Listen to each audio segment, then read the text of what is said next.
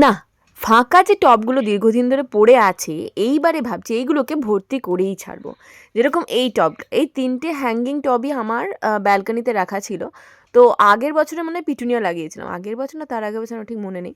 তো এবারে ভাবছি এবার একটু ইনডোর প্লান্টের টাইপে কিছু রাখবো, বাইরেই থাকবে, মানে অর্ধেক বাইরে আর অর্ধেক ভেতরে, ওই ব্যালকনি ট্যালকনি টাইপের জায়গাতেই রাখবো ঠিক করেছি। তো সেই জন্য মানি প্ল্যান্টটা নিয়ে এসেছিলাম, ওটা এখানে বসিয়ে দিচ্ছি। আরও যে দুটো হ্যাঙ্গিং পট আছে ওটা আজকে বা কালকের মধ্যে দেখি। আমার ইনডোর প্ল্যান্ট বলতে আর দুটো জিনিস আছে, সেটা হচ্ছে জেড প্ল্যান্ট আছে একটা ছাদের মধ্যে, সেটা আবার বিশাল বড় হয়ে গেছে, তো ওটার থেকেই কিছুটা পোর্শন কেটে লাগাবো ভাবছি, আর একটা সিনথেনিয়াম আছে ওটা লাগিয়ে নেবো। গুড মর্নিং এভরিওয়ান, বিশ্বাস করুন অভূতপূর্ব একটা দিনে আপনাদেরকে সুস্বাগতম আমার চ্যানেলে, যেখানে আমি এক জায়গায় দাঁড়িয়ে থাকতে পারছি না, কারণ পা থেকে মাথা পর্যন্ত পুরো ঠান্ডা শিহরণ আমার গোটা বডিকে কম্পিত করে তুলেছে। রোদের কোনো বালাই নেই গত দুদিন ধরে, মনে হচ্ছে যেন বছর খানেক আগে রোদ নামক কোনো একটা বস্তু ছিল যেটা আর এখন পৃথিবীতে নেই। হাত বলবো না, নখের ডগাগুলো কনকন করছে, নাকের ডগা থেকে -20 ডিগ্রি বাতাস প্রভাবিত হচ্ছে সরি, ঠিক আছে। তো এইরকমই একটা সিচুয়েশনের মধ্যে সকাল থেকে উল্টে পড়েছিলাম, যে কিচ্ছু করার ক্ষমতা হয়ে ওঠেনি। ভুল কথা, নদীকে স্কুলে পাঠিয়েছি, পুজো করেছি, চা খেয়ে এডিটিংয়ে বসে পড়েছিলাম, কথা বলতে পারছি না, দাঁত কিরমির করছে। এখন বাজছে 11টা। আজকে 2বার ধরে স্নান করেছি, সকালবেলায় শ্যাম্পু করতে পারিনি ঠান্ডার চোটে, এখন শ্যাম্পু করে এলাম।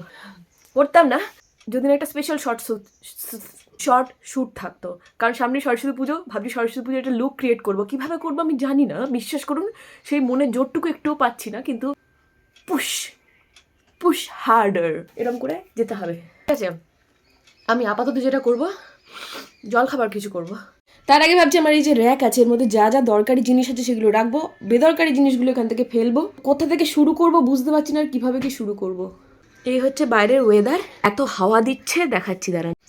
এই দেখুন গাছের প্রত্যেকটা পাতা দেখতে পাচ্ছেন কিরকম আন্দোলিত হচ্ছে, এইভাবেই আমাদের শরীরও আন্দোলিত হচ্ছে ঠান্ডার চোটে।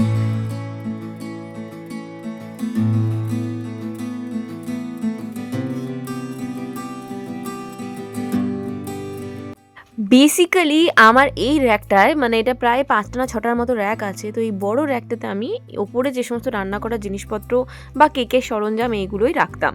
তো বেশিরভাগ জিনিসগুলো আছে এখনও পর্যন্ত ঠিকঠাক, যেমন বিস্কিটগুলো, আর বাকি যে কয়েকটা জিনিস আছে সেগুলো না ডেট ওভার হয়ে গেছে। তো ভাবলাম আজকেই বের করে ফেলে দিই। আর এই র্যাকগুলো যদি লিঙ্ক আপনারা চান তাহলে ভিউ প্রোডাক্টটা দেখতে পারেন, এইগুলো কিন্তু ভীষণ কাজের। সকাল থেকে আপনাদের সাথে যখন কথা বললাম তারপর থেকে মিনিমাম আমার মানে প্রচুর কাজ হয়ে গেছে, ঠিক আছে। নদিয়া স্কুল থেকে চলে এসেছে, ওদের ফার্স্ট ডে স্কুল আজকে, স্কুল রিওপেন হওয়ার পর ওদের প্রথম দিন 11টা ছুটি হয়ে যায়, তো সেখানে চলে এসেছে। আমি আমার ওপরে রান্নাঘরে জিনিসগুলো অনেকদিন ধরে ইউজ করা হয়নি, তো সমস্ত ধুয়ে মুছে পরিষ্কার করলাম, মানে যা যা দরকার ছিল। তো সেইগুলো করতে করতে অনেক টাইম লেগে গেলো, কারণ তেলের যে একটু একটু করে তেল ছিল, সেই তেলের জায়গাটা বিশেষ করে পরিষ্কার করতে অনেক টাইম লাগলো, চিটে পড়ে গেছিলো। লেবুর রস, ডিটারজেন্ট, বেকিং সোডা সমস্ত কিছু ভালো করে ঘুলে মুছে একদম পরিষ্কার করে ধুলাম। সকালে কিছুই খাওয়া হয়নি, কি খাবো করে 12:30 বেজে গেছে, একবারেই খেয়ে নেবো, আর কি খাবো এখন। আমাদের গাছগুলো জল দিচ্ছি, নদী জল ভরে দিচ্ছে আর আমি দিচ্ছি জল। এগুলো না এখন বড় হয়ে গেছে বলে খুব তাড়াতাড়ি জল লাগছে, মানে বড় হতে গিয়ে জল আর সার খুব তাড়াতাড়ি খাচ্ছে। ভাগ্যে সেই গাছগুলোকে আমি ছাদে তুলে এনেছিলাম, নিচে থাকলে না এগুলো হয় পোকায় সেরে দিত, আর না হলে রোদ না পেয়ে না একদম চিমড়ে হয়ে থাকতো, এই পুষ্টির অভাবে যেভাবে হয়ে থাকে। তো দেখুন গাছে ফুলকপি বাঁধাকপি হয়নি ঠিকই, কিন্তু পাতাগুলো কিন্তু বেশ হৃষ্টপুষ্ট হয়েছে। আমি তো বলেই দিয়েছি যদি এইগুলোতে ফুলকপি বা ওলকপি যাই কিছু না ধরে, তখন আমি এইগুলোকে পাতা বাটা করে খেয়ে নেবো। ওই হয় না বাঁধাকপির পাতা ভর্তা, সাথে ব্রকলি যা পাবো সব কিছুর ভর্তা করে খেয়ে নেবো, কিছু কাজে তো দেবে। শুকনো লঙ্কা দিয়ে বাঁধাকপি পাতার ভর্তাটা কিন্তু হেভি লাগে খেতে। কারা কারা খেয়েছেন অবশ্যই কমেন্টে জানাবেন। জানিস গাছের পাকা পাতা কেন তোলা হয়? নাহলে গাছের সমস্ত শক্তি ওই পাকা পাতাকে রিভাইভ করতে লাগিয়ে দেবে, আর ফল বা গ্রোথের দিকে ধ্যান দেবে না, আর গ্রোথের দিকে ধ্যান দেয় না, ফলও ফুটে না, আর এই পাতাগুলো নষ্ট হয়ে যায়। ওই জন্য পাকা পাতাগুলোকে তুলে ফেলে দিতে হয়। Good evening. দুপুরবেলায় শুট করতে যাব, ঘুমিয়ে গেছি, আর ঘুমিয়ে গিয়ে খুব বাজে স্বপ্নও দেখেছি। তো এখন ওই ব্যাপারে ভাবতে চাইছি না, মানে হয় না, আমি ওই ব্যাপারটা একটু ভুলতে চাইছি, সেই জন্য ভালো একটু স্পেশাল কিছু বানাই। আর বাড়িতে না অনেকদিন ধরে সুইট কর্ন এনে রেখেছি, চিজও আছে, ভাবছি একটু সুইট কর্ন মোমো বানাই।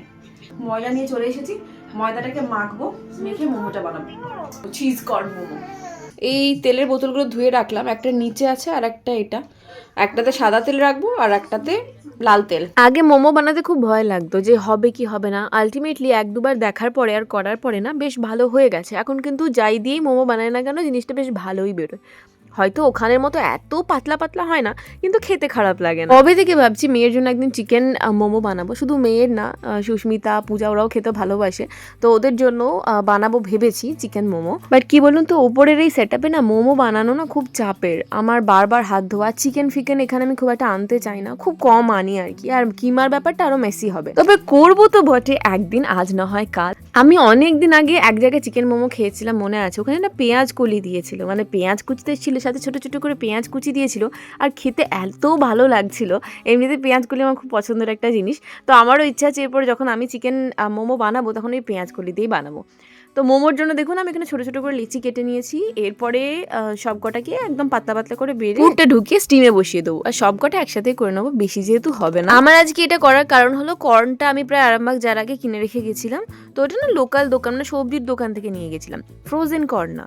তো যেটা দেখলাম আলটিমেটলি ওই কর্নটা দিতে গিয়ে পুরো একদম টক গন্ধ ছেড়ে গেছে, এবং একটা মুখে দিয়েও দেখলাম কর্নটা ভীষণ টক, মানে বুঝলাম ওইটা বাজে হয়ে গেছে। কিন্তু ফ্রোজেন তো সেরকম ব্যবস্থা করা থাকে, তাই ফ্রোজেন যে কর্ন ছিল ওই ফ্রোজেন কর্ন দিয়ে এটা বানাচ্ছি, আর বাকি যে মানে ওই টক টক গন্ধওয়ালাগুলো ছিল ওগুলো দিলাম না, ওগুলো ফেলে দিলাম, ওগুলো নষ্ট হয়ে গেছে। সবজি বাজার থেকে কেনা যে কর্নগুলো ওইগুলো মোটামুটি 4-5 দিনের মধ্যে করে খাওয়াটাই বেটার, যেহেতু আমি সাডেন প্ল্যান হয়ে গেছিলো, পিওর বাড়ি চলে গেছিলাম দিয়ে ওখান থেকে আরামবাগ, তো সেই জন্যই না করে ওঠা হয়নি, সবজিগুলো নষ্ট হলো আর কি। যদিও ব্রকলিগুলো আমি ভেজে খেয়ে নিয়েছি, ব্রকলিটা কিন্তু অনেক দিন ভালো ছিল সত্যি কথা বলতে কি। আচ্ছা দেখুন মোমোটা এখানে আমি যেরকম নর্মাল মোমো শেপ দেয়, আমি এত বাহারি শেপ দিতে পারি না, আমি একটাই শেপ দিতে পারি, সেটাই দিয়ে দিচ্ছি। তো এইভাবে পুরগুলো বানিয়ে নিয়ে ব্যাস একটা জলের মধ্যে স্টিম করে বসিয়ে দেবো। নদী ওইদিকে ওয়েট করে বসে, যদিও ও অতটা ইন্টারেস্টেড না, কারণ ওগুলো চিকেন মোমো না, ও চিজ কর্ন মোমো খুব একটা বেশি ভালোবাসে না। কিন্তু কি বলুন তো, এই ঠান্ডার সময় গরম গরম যা মোমো দেবো খেয়ে নেবে, কিন্তু এই চিকেন মোমো যে স্যুপটা ঠান্ডার সময় ভীষণ মিস করছি, ওই হালকা করে গোলমরিচ ছড়ানো স্যুপটা যা লাগে না খেতে। মোমোটা বসিয়ে দিলাম, মোটামুটি 10-15 মিনিট পরে বন্ধ করে দেবো, আর এই যে সমস্ত শোকানো জামা কাপড়গুলো ভাঁজ করে রাখছি। কে ডান, একবার তুলে দেখে নি, এখানে নামিয়ে রাখি, ঠান্ডা হোক তারপরে দেব। সুন্দর হয়েছে তো, কিন্তু গরম থাকতে থাকতে একটু তুলে ধরতে হবে, নাহলে লেগে যায় একে অপরের সাথে। আচ্ছা আপনার বাড়িতে কখনো চিজ কর্ন মোমো বানিয়ে খেয়েছেন? বেশিরভাগ সবাই ভেজ মোমো, মানে ভেজিটেবলস দিয়ে মোমো বা ওই চিকেন মোমো খায়। আমি প্রথম আজকে বাড়িতে চিজ কর্ন মোমো বানালাম, তো দেখা যাক কিরম হয়েছে। এখন প্রচণ্ড গরম, একটু ঠান্ডা হোক তারপরে খাবি। আমরা খেয়ে দেখাচ্ছি। অ্যাজ ইউজুয়াল আমার রান্নায় আবার নুন কম, এত গরমে চিজটা ভালো করে গলে না, খেতে খারাপ লাগছে না। আমার দিকে তাকাও, কি বলছো? কালকে স্কুল তো থেকে ফুল দমে স্কুল, আজকে 11টা ছুটি হয়ে গেছে, কাল থেকে একদম ফুল অন স্কুল হবে পুরো শুক্রবার পর্যন্ত, তার সঙ্গে ক্লাস টেস্টও থাকবে ফ্রি, এটাই লাস্ট পরীক্ষা, ফাইনাল পরীক্ষার আগে, এরপরে একদম ডাইরেক্ট ফাইনাল পরীক্ষা হবে, বুঝেছো? তারপর ক্লাস 3-তে উঠে যাবে, যদি উঠতে পারো তো, যদি ফেল না করো তো।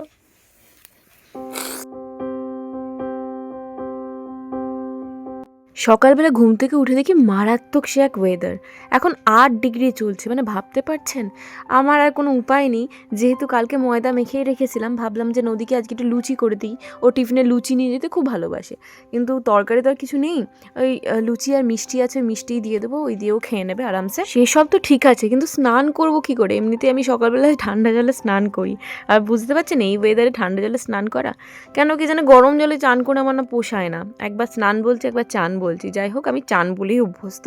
তো আমি এখান থেকে ওর টিফিনটা রেডি করে আমি সোজা উপরে উঠবো, ট্যাঙ্কিটাকে ভর্তি করব, কারণ ওই জমা জলটায় স্নান করতে খুব অসুবিধা হয়, তো সেই জন্যেই যদি একবার পাম্পটা চালিয়ে দিই তাহলে একটু ওই মানে পরিমাণে ওর থেকে একটু কম ঠান্ডা জলে স্নান করতে হবে আর কি।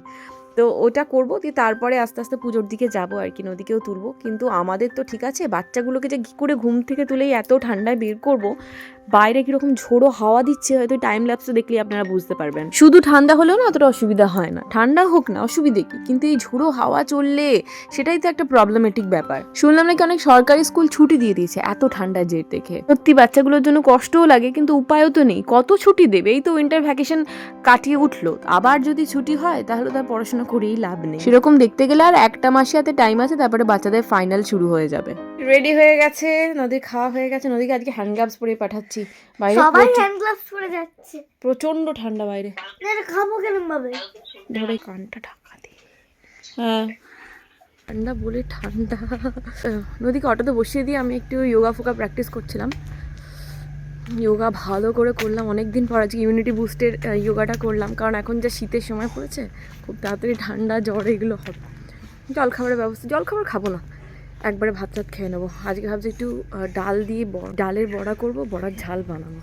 কালকে যে পটিংটা করেছিলাম, আজকে যে ভাবলাম যে দুটো যে আরও হ্যাঙ্গিং পট আছে ওইটাতে মাটি দেওয়ার আগে একটু কোকোপিট মেশাই, তাহলে ড্রেনেজ সিস্টেমটা ভালো হবে আর কি। তো এই কোকোপিটটা আমি অ্যামাজন থেকে অর্ডার করে আনিয়েই রেখেছিলাম বেশ কয়েকদিন আগে। এই কোনো কাজে তো লাগতে হবে ভাই। এমনিতে কয়েকটা গাছ আছে না যেখানে কোকোপিটের পরিমাণ বেশি দিলে গাছটা খুব ভালো হয়, তার মধ্যে একটা হচ্ছে অর্কিড।